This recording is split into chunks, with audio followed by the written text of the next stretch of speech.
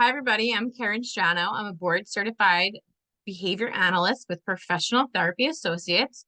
And today we're going to review some parent strategies and helpful hints for upcoming summer planning.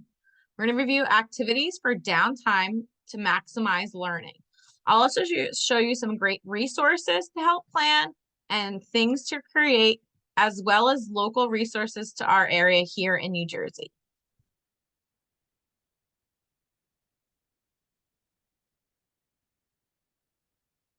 Okay, so what do you do to prepare? You should always anticipate problems. So those are things we call antecedent interventions. If we know there are activities that are difficult for your children, you can put strategies in place before these events occur to prevent problem behavior from occurring. You should keep your child busy or entertained, right? That's called differential reinforcement of an alternate activity, an other activity, or an incompatible activity. So providing reinforcement when they're doing things that are positive and the behavior we want them to engage in will keep us from having problem behaviors occur. Think of how to make time or an activity more fun. Things like preference assessments will help you complete that. They'll let you know what your child likes and doesn't like and what motivates them and what is a strength of theirs. And last, always try to involve your child in the activity. So these are teaching interventions. What strategies and things can we teach that may be a skill deficit to help them be better prepared for activities that we're working through? So let's talk about what those antecedent interventions are. Antecedents are antecedent-based interventions are strategies that will manipulate the environment. These are things like reinforcement, providing a token, a chart, or a bonus. In the summer, kids are off schedule and not used to things that may be their norm. The bus comes at a different time. ESY is a different teacher. We're not going to school at all. We're spending the summer home. So having things that are familiar to them or help them eliminate challenges can be really helpful. The manipulation of motivating events are things that they like and how we can keep that in mind during the course of our day. Antecedent exercise and sensory regulation is always a big part of things we can do to help the child stay regulated throughout the day so they're ready to learn, to avoid times when they're seeking sensory input, and for times that they're just overstimulated. Knowing what these exercise things are and regulation strategies can be will only benefit your child. Environmental enrichment. So knowing the things in your environment that will be successful to help. Are there more activities available? Is your pool open and is it ready all the time? Do you have more toys out than usual? Do you have different toys than usual? What have you added to the environment that's different than usual? And how can they explore it, or how can we help them explore it? High probability sequences and behavior momentum are knowing what your child likes and how to use that to your advantage. So we know that difficult tasks can be performed after simple ones. Strategies like if-then statements, when-then statements, and using momentum of activities to gain compliance will only help these challenges become easier. Those are all different great ways to establish antecedent interventions. Differential reinforcement of, like I said, there's DRA, DRO, and DRI. So it's either a differential reinforcement of an other behavior, an alternate behavior, or an incompatible behavior. DRI-based interventions include one component that will create a scheduled reinforcer delivery following the alternate or incompatible behavior or the omission of the challenging behavior. And a second component that is a specified extinction for challenging behavior. So you always want to teach something with replacement behavior and pay attention to the good things, right? So alternate behaviors are like, hey, great job sitting quietly. Here's a reward for doing that. We're not paying attention to the fact that they were screaming and bringing attention to the things we don't want to occur. We're reinforcing the things that we see occurring while not giving attention to the things we don't see occurring. That's what extinction is. Preference assessments, like I said, are a great way to know what your child's favorites are. You might know, but it doesn't always hurt to review and ask things. It gives your child a lot of power if they're in control. What do you want to do today? What game would you like to play first? So having a gauge of what they want to do for the summer is a great way to do that. A preference estimate is just a tool that is used to guide practitioners in providing reinforcement. A preference assessment tells us what will motivate an individual at a specific point in time. There's a variety of ones that I found and that can be accessed. So we're going to look at those now. This is a questionnaire. And it's just going to reinforce the things that they like. What are your favorite indoor activities? What are your favorite outdoor playtime activities? And it gives them some options, but you can also ask other things. What are your child's favorite videos? What are your child's favorite books? What are your preferences for pets? What are your child's special strengths? It's a very detailed questionnaire style form that you would go through to help identify things that bring your kid joy.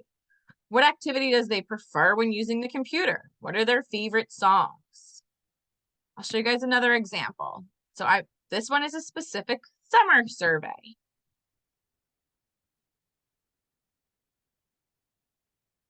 Do you like a free time questionnaire?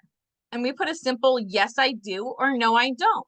For children that can't read, you can make this even more simple. It could be a red stop sign or a green circle. And it reviews things that might be great activities. Yes. Do you like going to the movies? Do you like making things? Do you like getting messy? Do you like playing board games? Do you like to go to the library?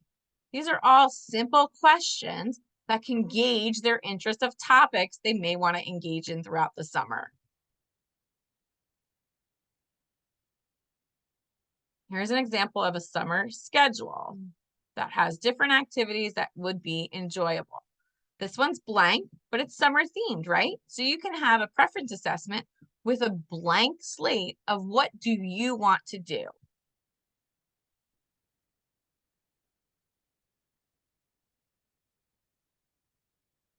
Here's a simple visual assistance for a summer schedule. Just a simple checkbox. And here's some visual cues to help support that, right? So we all know our children learn different levels. So here's some visual cues that you can also use when filling out those surveys. There's things in here that they like and don't like, and how they can point to pictures instead.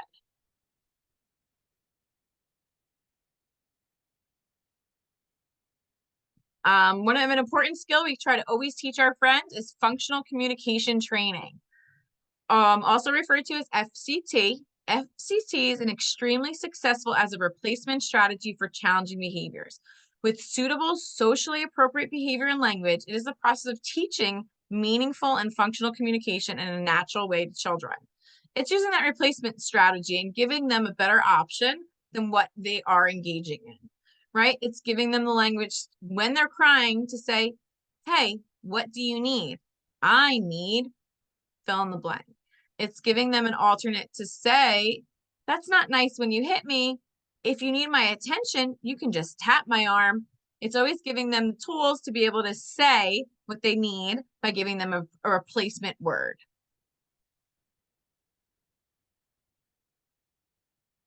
So what are other things you can do to help? Plan for the time of day when undesirable behaviors are less likely to occur.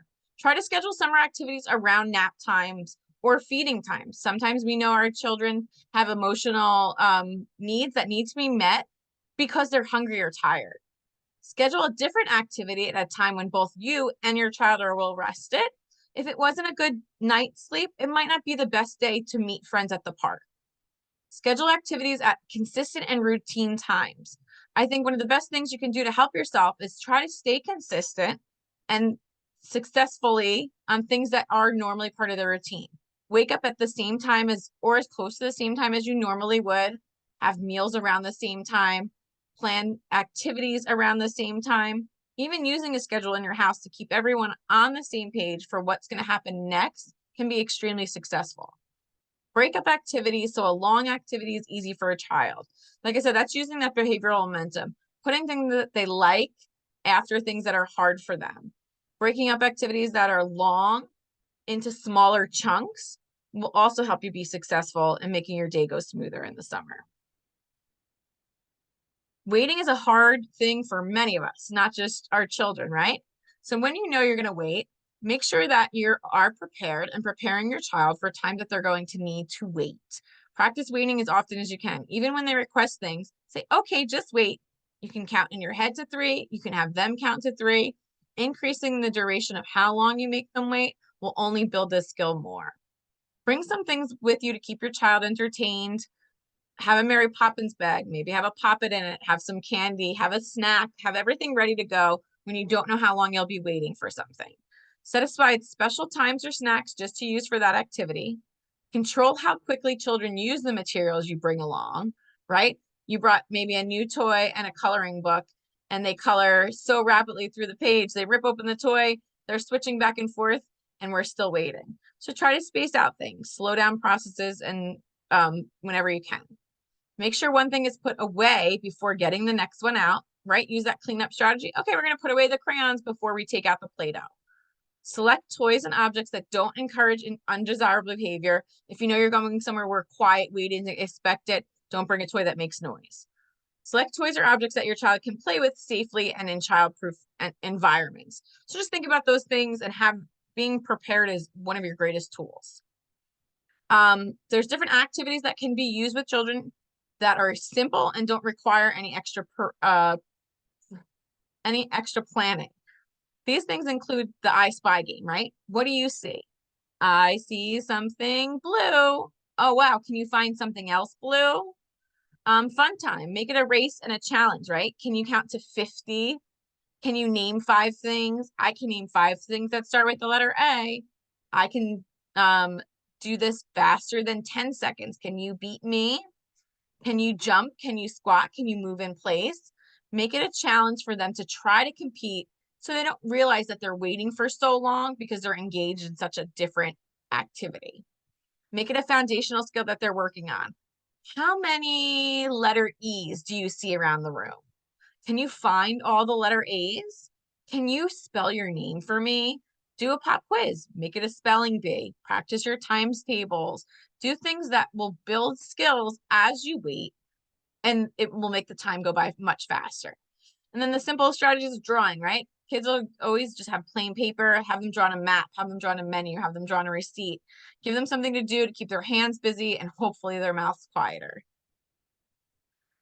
So do your homework. I think this is an important skill for us to know. Prior to doing a new activity or going to a new place, prepare your child so they know what to expect and what is expected of them. Are we going to Hurricane Harbor for the day? Are we going to Great Adventure? Are we going to the beach? Do we have all the things that we will need? If you're going to the Philadelphia Zoo and you've never been before, you can print a map of the zoo out before. You can conduct a virtual tour.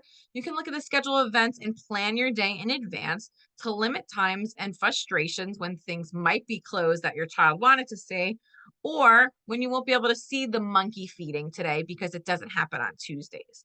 Being prepared and doing your homework is part of making trips and fun activities in the summer that much more successful.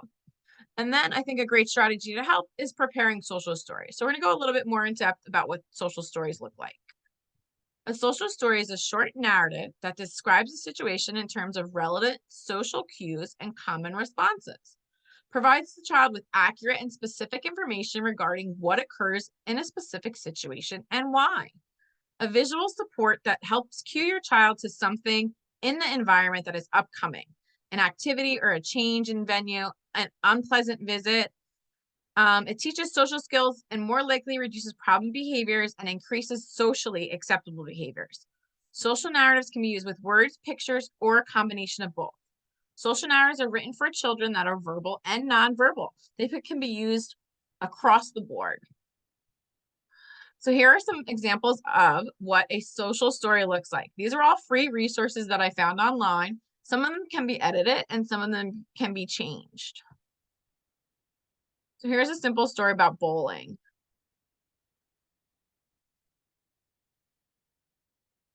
So this is from a website called Kids Communicate, and it's a pediatric speech service series that does a whole series on social stories. So it'll show a picture and some words. We will borrow some special shoes that allow you to slide. The first step at a bowling It has pictures of what the shoes look like. It has that great bowling carpeting, lanes. It talks about the noise, the different bowling balls, and all the simple introduction to a bowling alley that a student would need to see before going. Swimming pool safety, basic rules about swimming, right? So this is a book of pool safety. Same thing, pictures and simple words. Walking near the water, being in the pool, being next to the pool, what the water may look like.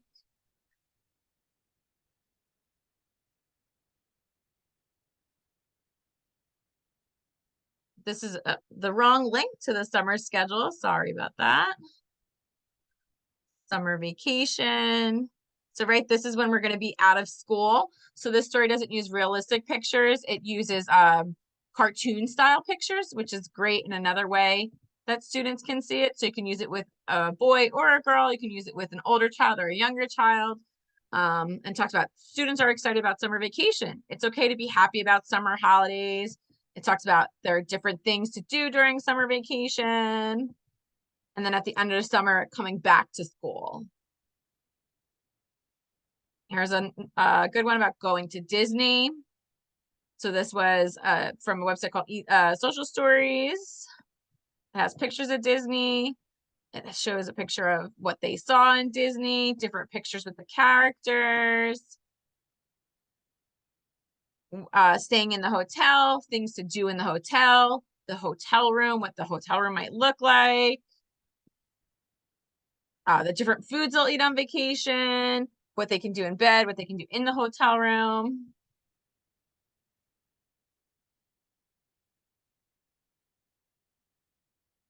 Here's another cartoon style summer vacation when when kids are out of school. It has pictures of calendar, how the routine will be different. I think this is a great, really simple one. You can add more details to them. You can laminate it, right? And have them draw a picture of something you want to do on summer vacation. Here's one about fireworks. And this is a long one, right? Helping Child's Happy Learners website. And you can read about fireworks. And then they give you the examples there to review what fireworks, how they're going to be loud, what they're made of. Visual supports are another thing that, just like a social story, will help fade out verbal prompts. And we're very good at verbally prompting too much and saying too many things sometimes. So having a visual can really be helpful to students when we need to tell them something. Verbal prompts are the most difficult to fade. So if you build in verbal prompts to it, we're also going to get stuck learning to fade those out. When do you use a verbal prompt? When I want a verbal or expressive answer. So remember the difference between a visual support and fading out verbal prompts to not say so much. Here's some examples of what a visual support would look like. There's also a lot of great free resources and websites that use how to create a visual schedule. They have icons.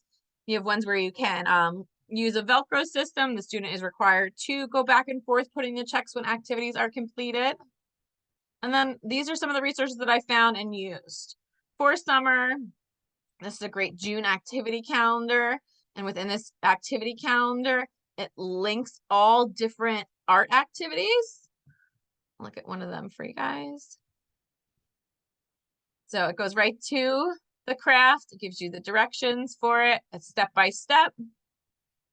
There's pictures there as you go along. First, oh my God. How to make a visual schedule. Like I said, visual schedules are great. This is the resource from the picture before the slide. Here's all the things that may come up that you can have throughout your schedule for the day. A summer word list, right, for skills that we want to continue to teach and work on. Specific words for summer to teach. There's 3 different categories: camping, outdoors, beach. 2 more, food, verbs, adjectives, all these things that they're going to be exposed to as new words throughout the summer.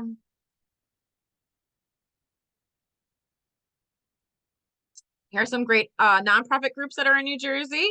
So you guys can use these websites as resources to help you find summer activities that are sensory friendly, that are specifically for learners who may have some challenges. There's Autism New Jersey. There's POAC, which is right here in Brick. POAC does an amazing amount of activities over their summer. They do a lot of swim events too. There's Faces for Autism, Family Resource Network, Autism Family Service of New Jersey, and Peak Potential. Like I said, these are all nonprofit groups that are great for families to join and be a part of. And then we also gave you guys a list of local happenings. So there's activities throughout the month and throughout every month that host sensory-friendly nights. So there's sensory-friendly movies at AMC and Regal Theaters. There's sensory story times at the Princeton Public Library. You guys can also look at the local libraries closest to you. Bounce U does a sensory-friendly jump around the first Tuesday of every month. There's sensory-friendly space shows. There is special music festivals coming up. There's performances of the Nutcrackers, a sensory ballet. We Rock the Spectrum is a play germ specifically for kids on the autism spectrum. There's sensory-friendly performance at the Paper Mill Playhouse. There's autism swim night at the YMCA in Toms River. There's an all-inclusive night at the Camden Aquarium. And then, of course, the new local park in Toms River for Field of Dreams. You guys can get a membership there and join. Here's the resources that I used to help make this presentation. And it was really great enjoying and spending time to share these with you. If you have any questions, please feel free to reach out anytime. Have a great night.